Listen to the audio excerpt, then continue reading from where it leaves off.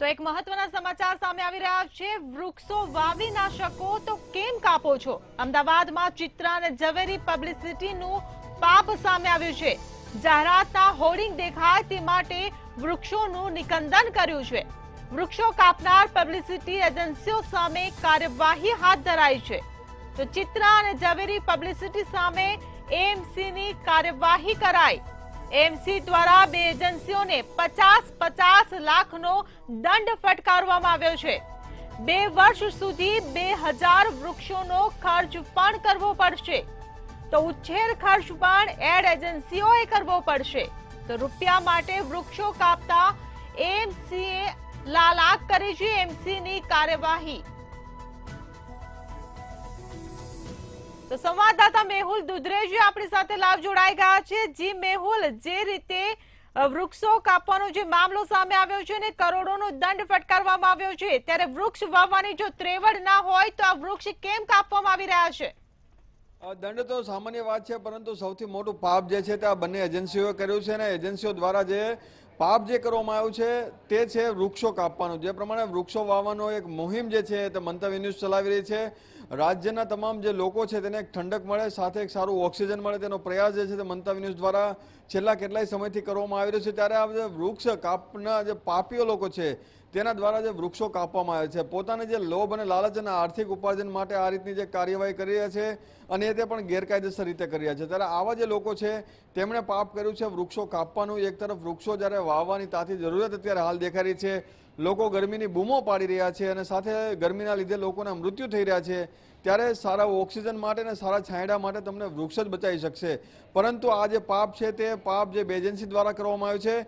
Associate editor આપણી સાથે છે પ્રફુલ સર। જે પ્રમાણે બે એજન્સીએ એક મોટું પાપ કર્યું છે, કારણ કે મંતવ્ય ન્યૂઝ જે છે તે વારે વારે લોકોને કહે છે વૃક્ષો વાવો, આપણે પણ વૃક્ષો વાવી રહ્યા છે, પરંતુ આવડું મોટું પાપ કર્યું છે।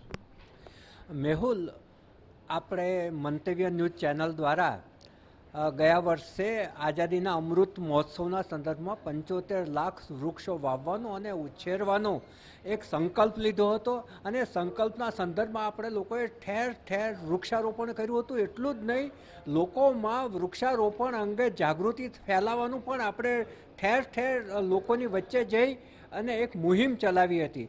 પરંતુ અત્યારે જ્યારે કાળઝાળ ગરમી પડી રહી છે, લોકોને બપોરે ટિફિન ખોલી અને જમવું હોય તો ક્યાં બેસીને જમવું એ મોટો પ્રશ્ન છે। ત્યારે ચારે બાજુ એક તો ગ્રીન કવર ઘટતું જાય છે, કાળઝાળ ગરમી પડી રહી છે, એવા સંજોગોમાં જે વૃક્ષોનું નિકંદન નીકળે છે એ આપણા માટે વિકાસના નામે વિનાશને નિમંત્રણ પત્ર મોકલવા જેવું છે। કેમ કે વૃક્ષો બે રીતે કપાય છે। એક મંજૂરી લઈને કપાય છે અને બીજા એટલા જ મંજૂરી લીધા વગર ગેરકાયદેસર કપાય છે અને આ દર વર્ષે ચાલે છે। હવે તમે જુઓ કે અમદાવાદ મ્યુનિસિપલ કોર્પોરેશને જે લોકોને કમાણી થોડી ઘણી નહીં તગડી કમાણી કરવા માટે હોલ્ડિંગ્સનો કોન્ટ્રાક્ટ આપ્યો, એ હોલ્ડિંગ્સની કંપનીના માલિકોએ જ પોતાનું હોલ્ડિંગ્સ વ્યવસ્થિત રીતે દેખાય એ માટે વૃક્ષોનું નિકંદન કાઢ્યું છે। આમાંની એક છે ચિત્રા પબ્લિસિટી। ચિત્રાએ ને 50 લાખનો દંડ કર્યો છે કોર્પોરેશને અને 2000 વૃક્ષો વાવવાનો આદેશ કર્યો છે અને 2 વર્ષ સુધી એનું નિભાવની જવાબદારી એમની રહેશે। એ જ રીતે ઝવેરી કંપની છે, એનો પણ 50 લાખ દંડ કરવામાં આવ્યો છે અને 2000 વૃક્ષો વાવવાનો અને એને ઉછેરવાનો 2 વર્ષ સુધી જવાબદારી સોંપવામાં આવી છે। હવે તમે જુઓ કે કોણે કેટલા વૃક્ષો કાપ્યા હતા। ચિત્રાએ વાડજ ગોતાની અંદર 17 વૃક્ષો કાપ્યા હતા અને વાડજમાં 7 વૃક્ષો કાપ્યા હતા, 24 વૃક્ષો કાપ્યા હતા। ઝવેરી એન્ડ કંપનીએ સરખેજથી સાણંદ ચોકડી સુધીમાં 214, YMCAથી કાકેદા ધાબા સુધીમાં 75, LJ કેમ્પસથી ઝવેરી સર્કલ 188 અને ચાંદખેડા કુલ મળી અને એમણે 512 વૃક્ષોનું નિકંદન કાઢ્યું છે અને એ નિકંદન કાઢવાનું કોર્પોરેશનના ધ્યાને આવ્યું એટલે દંડ કરી અને 2000 વૃક્ષો બંનેને 2000 વૃક્ષો વાવવાનું અને ઉછેરવાના આદેશો આપવામાં આવ્યા છે। હવે સવાલ એ થાય છે કે આ કોર્પોરેશનના ધ્યાનમાં આવ્યું, કોર્પોરેશનમાં ધ્યાનમાં નહીં આવ્યા હોય એવા ભૂતકાળમાં કેટલાય કપાઈ ગયા હશે. એટલે જ્યારે તમે કોન્ટ્રાક્ટ આપો છો ત્યારે આમાં બે ખાતાની જવાબદારી ફિક્સ થાય છે. એક છે પાર્ક્સ એન્ડ ગાર્ડન, એની જવાબદારી ફિક્સ થાય છે કે વૃક્ષ કપાવા ના જોઈએ, એની જવાબદારી એની છે. વૃક્ષો વાવવાની અને ઉછેરવાની જવાબદારી એની છે. હવે આ 2,000 વૃક્ષો વાવવાનું ઉછેરવાનું કહ્યું છે. 2 વર્ષ પછી આપણે જોવા જવું પડશે કે ખરેખર એમને ઉછેર્યા છે કે નહીં, કે પછી ઉછરેલા વૃક્ષો જ બતાવી દેવામાં આવશે. એ મોટો પ્રશ્ન છે. કેમ કે મ્યુનિસિપલ કોર્પોરેશનના તમામ ખાતાઓ ભ્રષ્ટાચારથી અને ગેરરીતિઓથી ખદબદે છે.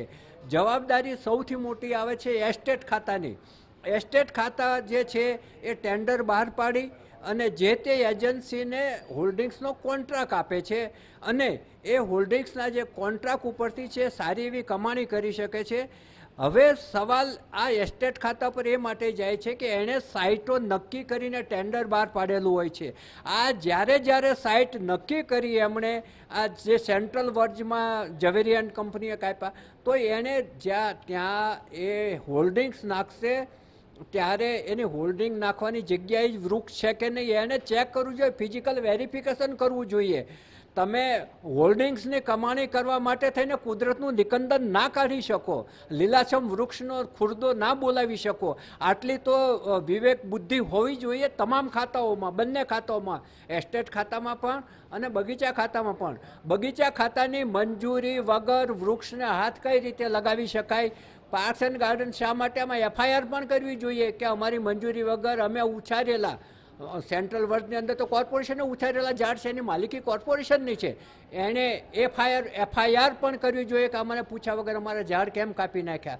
અને એસ્ટેટ ખાતાની મિલીભગત એટલા માટે હોય છે કે જ્યાં વૃક્ષ હોય ત્યાં એને કોન્ટ્રાક્ટ આપે અને જે વૃક્ષ છે એ કાપી નાખે. આપણે હોલ્ડિંગ્સની જે જગલરીની વાત કરીએ મેહુલ, તો એક વખત એવો કેસ મારી પાસે આવ્યો હતો કે જે સેટેલાઇટ રોડ છે ને ત્યાં અંદર ખૂણાની અંદર સાઇટ પસંદ કરવામાં આવે. ત્યાં 3 લાખની સાઇટ હોય દાખલા તરીકે અને રોડ ઉપરની સાઇટ હોય 15 થી 20 લાખની. તો 3 લાખનો કોન્ટ્રાક્ટ અપાય અને પછી ત્યાં એમ કહેવામાં આવે કે નીચે ગટર છે એટલે ખોદકામ નહીં થઈ શકે એટલે થોડી સાઇટ આગળ લેવામાં આવે છે. એમ કરીને મેઇન રોડ ઉપર લઈ આવે એટલે 3 લાખની અંદર એને 15 થી 20 લાખની જગ્યા મળી જાય. આવી જગલરીઓથી તમામ એસ્ટેટ ખાતું ખદબદે છે, એમ તમામ ખાતાઓ ખદબદે છે. એટલે આ જે ચિત્રા અને ઝવેરીને એક દાખલો બેસે એ માટે કરોડ રૂપિયાનો દંડ કર્યો છે, આવકાર્ય છે. કમિશનર શ્રી થેનારસનને એ માટે ખૂબ જ અભિનંદન છે કે એમણે ઘણું કડક પગલું લીધું છે અને 2,000 વૃક્ષો વાવવાની જવાબદારી એમના માથે નાખી છે, એ પણ ખૂબ જ સારું છે.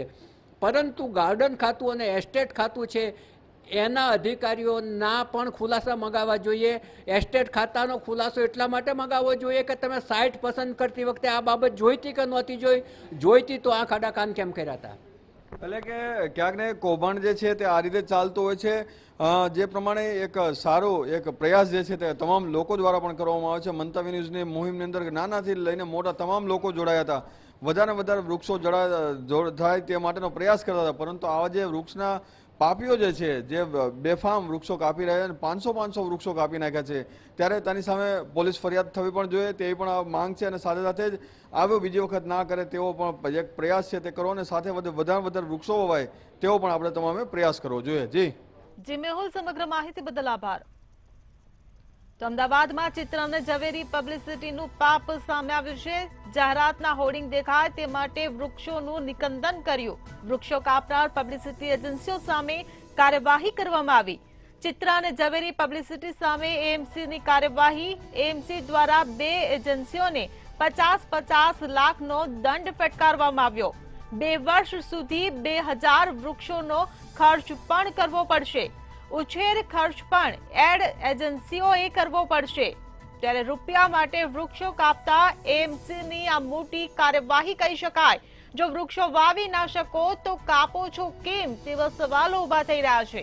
ત્યારે અમદાવાદમાં ચિત્ર અને ઝવેરી પબ્લિસિટીનું આ પાપ સામે આવ્યું છે. જાહેરાતના હોર્ડિંગ દેખાય તે માટે વૃક્ષોનું નિકંદન કાઢવામાં આવ્યું.